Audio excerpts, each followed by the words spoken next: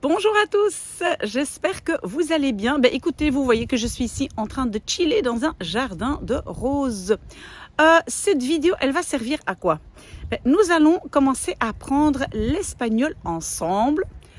Pourquoi? Parce qu'en fait, c'est ma fille chérie qui m'a dit, mais maman, voilà, tu es tout le monde, est-ce que tu peux aussi m'aider à apprendre l'espagnol?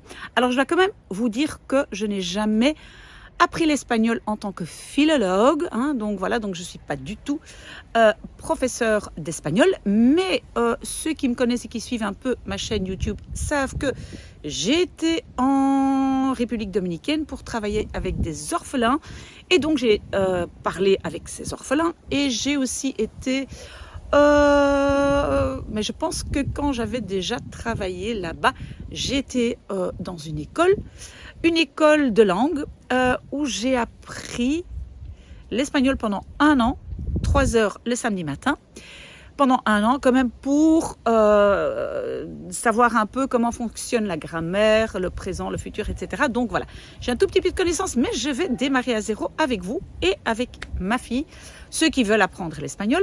Alors comment est-ce que nous allons procéder? Il faut savoir que quand on apprend une nouvelle langue, c'est un peu comme construire une nouvelle maison, on a besoin de briques. Et donc la première chose à faire, c'est aller acheter des briques. Et pour une langue, ça veut dire quoi? On doit apprendre des petites unités, des mots, des toutes petites phrases, etc.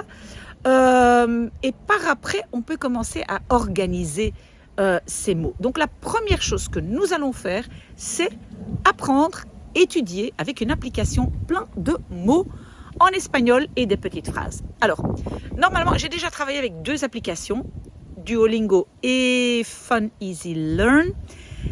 J'avais commencé il y a longtemps par Duolingo, et puis j'ai dû recommander Fun Easy Learn parce que c'était la seule application gratuite qui donnait de français vers le néerlandais, je pense. Ok.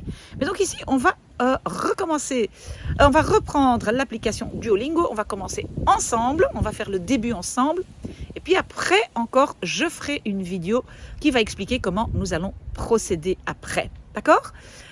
Est-ce que je vais encore dire quelque chose? Oui. Donc, comme je ne suis pas professeur d'espagnol et je n'ai pas étudié l'espagnol à un niveau, on va dire, élevé, je vais demander à une jeune fille espagnole que je connais, qui s'appelle Jim, et je vais demander de bien vérifier mes vidéos pour savoir s'il n'y a pas des erreurs, parce que je n'ai quand même pas envie d'apprendre avec vous des erreurs. Mais donc je vais redémarrer l'apprentissage de zéro, d'accord?